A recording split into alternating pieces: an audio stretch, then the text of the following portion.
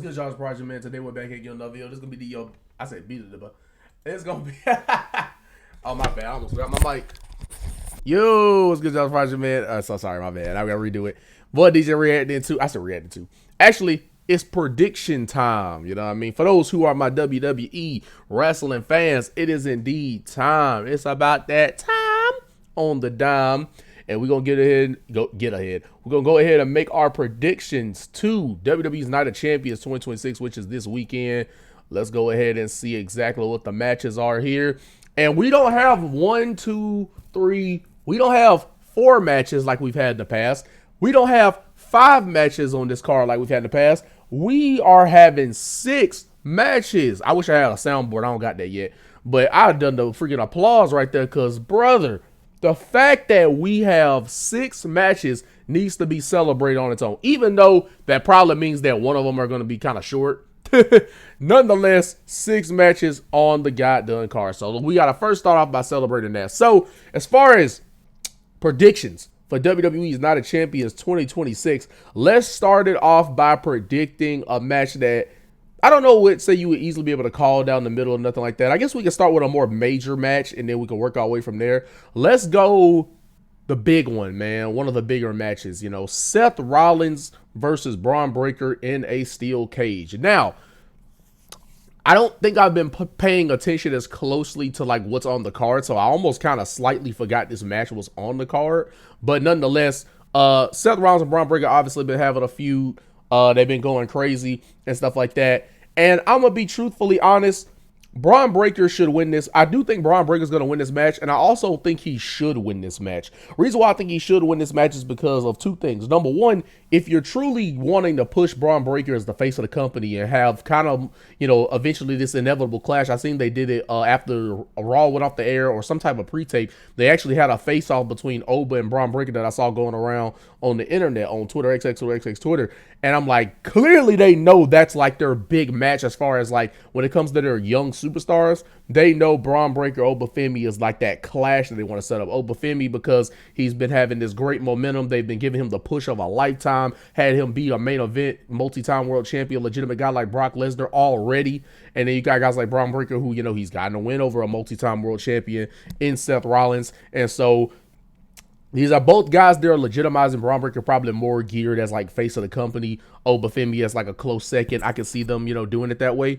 But nonetheless, both guys are over. Both guys are the future. Both guys are the closest to the main event scene than any other young talent. You know what I mean? So, or the closest young talent to the main event scene as possible. So, that being said, I think they should have Braun Breaker win this match because if you're truly trying to tell us that Braun Breaker is the face of this company, he can't just beat Seth Rollins in the rubber match. I feel like we're kind of regressing with Braun Breaker almost. Like, you know what I mean? Like we're kind of taking him down from the main event scene, like when we were getting Braun Breaker in more promos with a CM Punk who's at the top of the game, with a Seth Rollins. And I feel like if he loses this feud ultimately, that not only hurts him, but it definitely hurts the vision because of the injuries and stuff and just the weird, just very repetitive storytelling they've been doing with the vision. I think they have this situation right now where there is some much needed momentum. Much needed momentum. There we go. That is needed. Why am I saying needed all these times? That is necessary, I feel, for the vision. Like they need this big win. I mean, I feel like until Braun Breaker becomes world champion, I think for me personally, that's really the only thing that could really help legitimize the vision. Cause like now they have a guy that's actually at the top rather than close. You know what I mean? So I think this should propel him to get there, whether he becomes a world champion at the end of this year, or I don't know what the plans are past SummerSlam, but Braun Breaker needs to win this match for sure to really help restore some credibility amongst the division, considering they just lost the tag titles and stuff like that. Could we see a Bronson Reed return? We could. I think that'd be really cool, especially do the Mark Henry thing where he like rips open the steel cage maybe. I will say, I wish steel cage matches actually kept people out. Like, because I don't know if we're going to get the shenanigans with Street Profits and Joe Hendry like we did with the tag match. But I actually hope that, I mean, I know this is, like, not to say that they haven't had good steel cage match, because I remember those one with like Cody and Solo and CM Punk and Seth Rollins and MSG. Like, there's been good cage matches. They did the little 3 stages of hell thing, even though there wasn't a hell of a cell. They did 3 stages of hell with Cody and Drew, but even then, you know, Jacob got involved in that, and Roman got involved in the Punk Seth match when he pulled Seth Rollins out of the cage or whatever. So I get they got to set up for certain stories or whatever, but I actually really hope Braun Breaker just beats him clean, because that really can go to show you, like, hey, he don't need all this extra help. You know what I mean? He really is just that much of a dog and a badass on his own, because that's what they've been doing with Oba. Like, Oba has not had any help beating these main event guys, and I think Braun Breaker needs more of that. You know what I'm saying? Nonetheless, Braun Breaker needs to win, so I got him win this match. Next up, we got that boy, my boy, probably my favorite wrestler in the game right now, Trick Williams versus Ricky Saints for the United States Championship. So, if I'm 111% honest, I probably should actually went with the women's U.S. title match first, but nonetheless, yeah, let's go with the women's first. Tiffany Stratton versus Jade Cargill for the women's championship. This is more straight down the middle. I do think Jade will get the win here and become your new United States Women's Champion. And I will say, shout out to the freaking United States Women's Championship finally getting on a PLE, because didn't they debut it last year? And they either debuted it last year or the year before that, I forget. But nonetheless, it's been over a year since they've had it, and it's never gotten on a PLE, also because it's just had poor booking. So now that they put it on a former world champion in Tiffany Stratton, hopefully this is going to be a continued trend. Like, now that Tiffany, being a main eventer, has gotten this title finally to get on a PLE, because now they see it a lot more worthy to get on a PLE than they did with maybe like when a Zelina Vega held it or a Chelsea Green held it, you know, because, you know, Julia, because they don't see them at that, you know, top level. But Tiffany is a guy, or I say guy, Tiffany is a person that they've made into a main event talent. So that being said, yes, this match kind of came out of nowhere as far as, yeah, they've had a little issue, but it's not really got you thinking they're going to gear up for a one-on-one match for the title. But nonetheless, I don't know if they're going to do Jade and Charlotte at SummerSlam this year. I mean, it's possible they could maybe have Jade win this, and maybe that's how you get Charlotte and Jade for the mid-card title, because that way, if it does go to like a Charlotte, it's, you know, the Becky Lynch thing where they put it on one of the 4 horsewomen to help legitimize the mid-card belt. They could do that. I'm not sure. But nonetheless, I do think Jade will get the win here, because I just feel like if she loses, it kind of is like, damn, you couldn't beat Rhea Ripley twice, and now you're losing to the mid-card champion. I just think that would not help her, what's supposedly supposed to be this dominant powerhouse that she's supposed to be. You know what I'm saying? So I do think Jade will get the win there, and we could potentially set up a Jade and Charlotte feud. And yeah, because they've been, you know, brawling. I mean, they literally cost Charlotte her match with Queen of the Ring when she had the one-on-one with Liv when they injured her before the match. So yeah, it's a natural story progression there.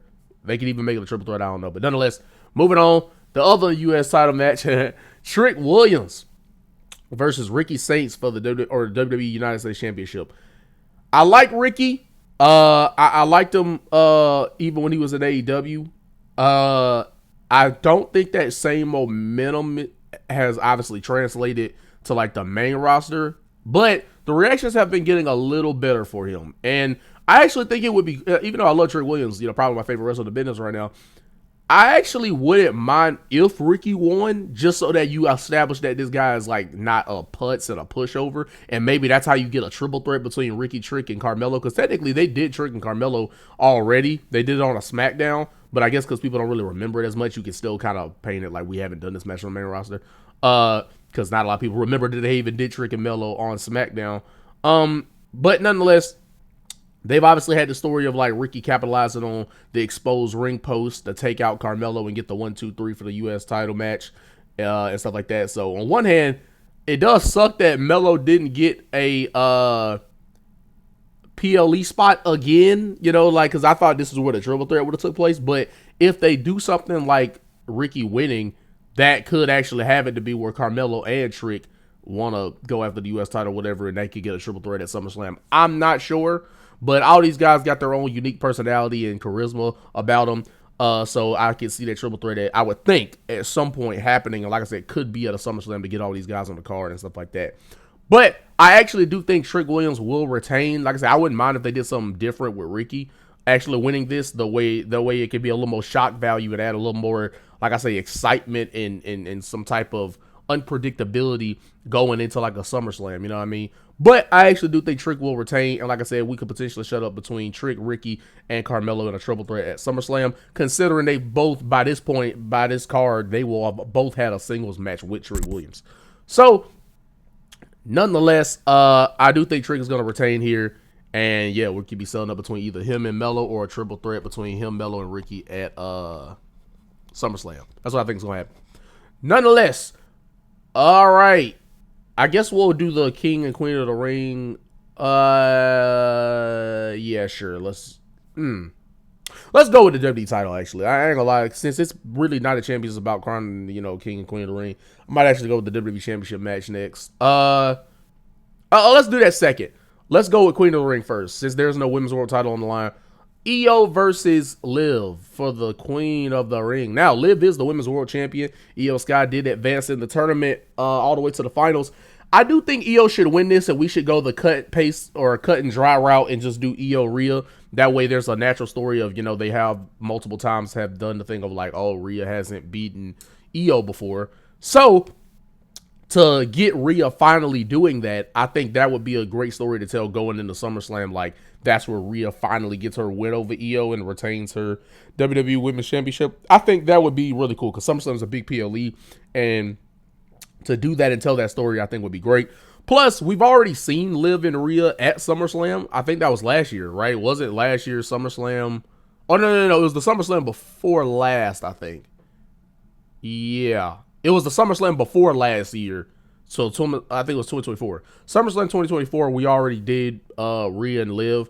And I just don't think it makes any sense to do like a title for title type of match, considering even though it's not title for title, they already have the world champions face off now at Crown Jewel. So I don't think it does anything to have Liv win this and become a double champ, considering they haven't even had her defend the belt going into this. So now you're having to go for another belt. It's like you gotta, on one hand, at least they're using Liv Morgan.